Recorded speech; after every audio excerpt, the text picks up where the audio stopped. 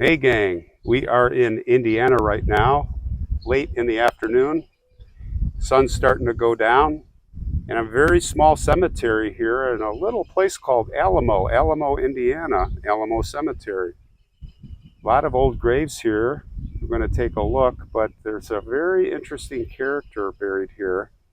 His name is Joseph Willis. They called him Doc Willis.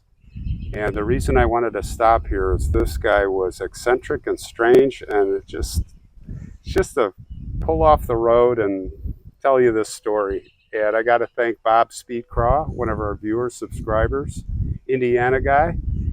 He brought us the Bobby Helms idea to do that story and a few others. So thank you. And I'm glad I came here. Wait till you see this guy's monument. Really weird story. The guy, Doc Willis, he grew up near here. I think it was about 3 miles away from here.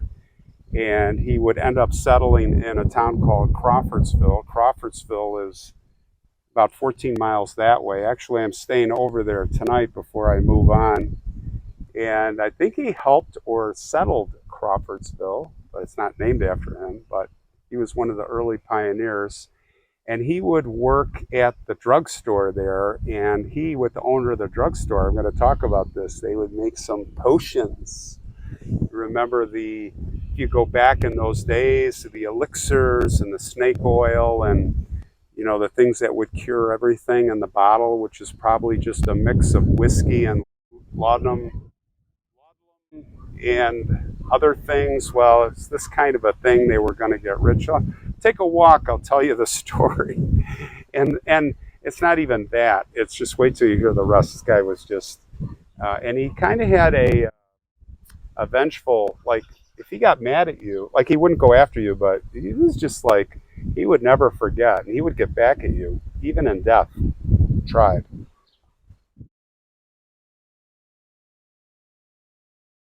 Indianapolis is just about 70, 60, 70 miles.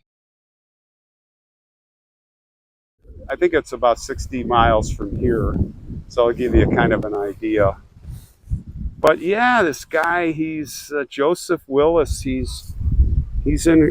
doesn't like it there, this eccentric guy, because the people, he's just like, these people are insufferable. Like he's Mr. Cool Guy and Mr. Intellect. He worked at Lou Fisher's drugstore, and his boss, of course, Lou Fisher, they would experiment with making these various drugs, and together they developed this secret potion to sell. It was one of those elixirs cure all, but as I kind of alluded to, it was pretty much quackery. But they thought they were going to make thousands and thousands of dollars. It was called the Pansy Compound Formula. You have to laugh if you look at the marketing slogan.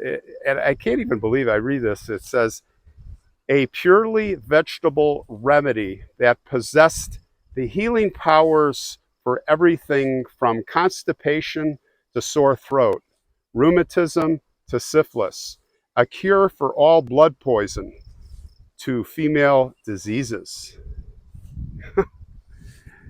Now, if that wasn't enough, Doc would also fancy himself as an advisor.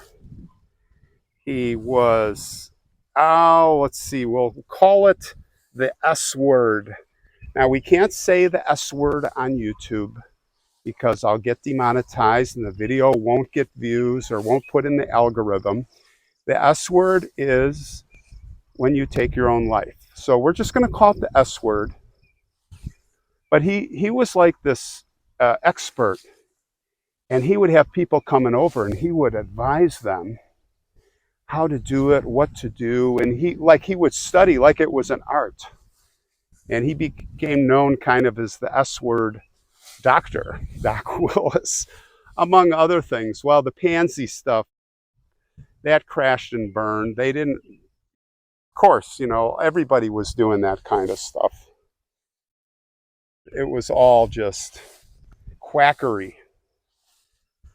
So he got fed up with the people in Crawfordsville. He was just better than everyone else, smarter, more sophisticated.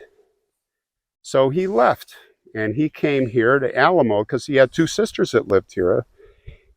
He came here and he had some money and he built a 2-story house kind of building where he was still pursuing the manufacture of his pansy snake oil, we'll call it, his wonder drug. But when he got here, he didn't like the people any better.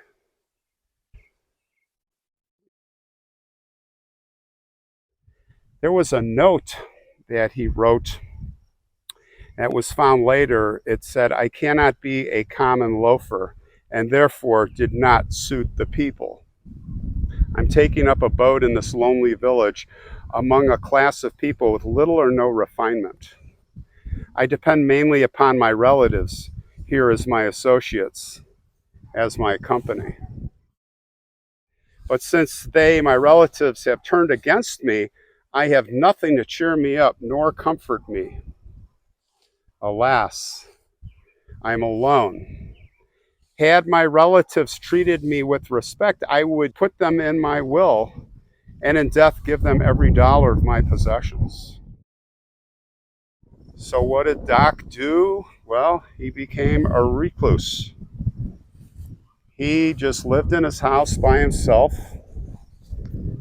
and he wouldn't talk to anybody. Of course, his wonder drug wasn't doing well, so he was getting madder and madder.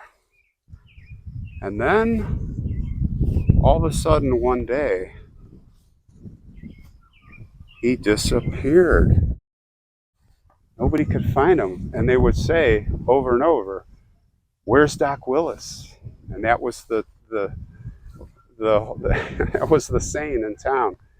From Crawfordsville here to Alamo, "Where's Doc Willis? Have you seen Doc Willis? Where is he? I don't know." Well, finally, it's like, check the house. Two guys got the nerve up to, they were peeking in the house. So they got a ladder and they put the ladder up and they climbed up and they peeked in the window. And there's Doc Willis, like slumped over the rocking chair. And he's got a bullet wound to the head. The S word. The S word advisor takes his own advice, and he did the deed to himself, and he left this really weird rambling note, like a manifesto. It was draped on the headboard. It was like 5 pages. It was kind of like a string of notes on the headboard of his bed. Really weird. It said all kinds of kind of nasty things. As I was saying, he was very vengeful, very resentful. Well, it was November of 1903 when this happened. They, of course, looked at the note, and among the things that it said all kinds of rambling stuff, but he made a point to say to not let any of the bands in town play at his funeral because they stunk. That is, in Crawfordsville. He wanted to make a point that the word got back to them that, so must have had some argument with the band, I don't know. And this is how he was going to show them in death and insult them. He said, "I want a first-class band of national reputation employed to be present here at Alamo and furnish music for the exercises pertaining to my funeral. I will suggest the employment of the Marine or Military Band of Indianapolis. Or, if you want, the Ringgold Band of Terre Haute, or any other first-class band that will pick up and come at the spur of the moment. But I would not want any Crawfordsville band employed for the occasion, only as a last resort from the fact that they are never under good organization, and their music is not entertaining." Well, everybody shook their head, and here at Doc's funeral here, there was no band that played. He didn't get any band. Of course, the band here was insulted. They wouldn't play even if he wanted to. So, well, he did leave a will in that note, and he didn't leave a cent to the relatives. Not surprising. Here's one of these zinc. These neat zinc ones. Look at that. Elmore.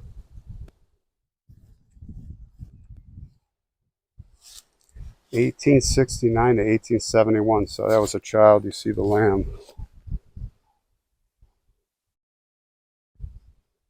So he decided that all his money was going to be spent at the funeral and for his monument, which I'm going to show you here. His estate was $2,759. So, yeah, if you look way over there, see that? That's something you'd find at one of the big city cemeteries. An obelisk that is absolutely massive, and we'll walk over there. Look at that, totally out of place. And it was quite a project to get that over here. All right. What do you say we go over there and take a look, huh? All right, let's go.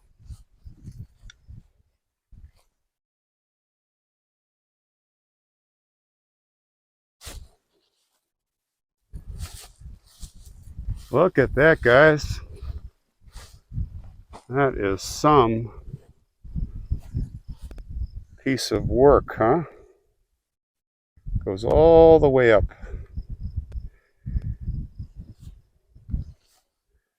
Gosh, that's got to be 30 feet, maybe 40. And it says Willis. Now, what's interesting is, if you look, all of these graves are in a radius perfectly around Doc Willis's stone here. Big circle they left in the middle. See that? This monument cost $2,600 to cut and ship. 60 tons came from Barre, Vermont, and they shipped it to Waynetown, which I came through. It's just to the north here, just a few miles. Can you imagine? So it's that top piece from about 8 feet up is one solid piece.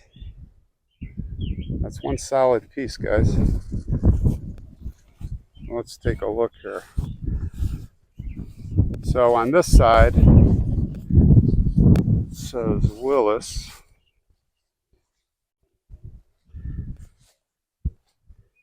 Yeah. 8 miles from Waynetown. I think that's where the railroad might be. And they had to use, of course, a horse and wagon. Yeah, Joseph M. Willis. There's his inscription. December 26, 1848 to November 11th, 1903. So he was not an old man, but I guess in those days, it's pretty good. He left what little money was left over after that to the cemetery here, and it's a nice cemetery.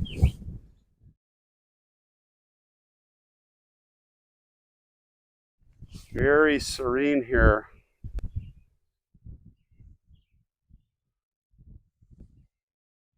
It's a nice place, but it is not the kind of place you would just like, oh, I'm going to go here and then look at this thing. Anybody who drives by here probably says, what the heck is going on there, man? All right, rest in peace, Doc Willis. I am out of here. I got to head to Indianapolis and beyond. A few states to cover on this trip. But yeah, I thought I'd just share this funny story. I think it's funny. It's odd. It's just one of those quirky, let's check it out. All right, hope you liked it. Hope it was worth watching. And thanks for coming with me. See you later.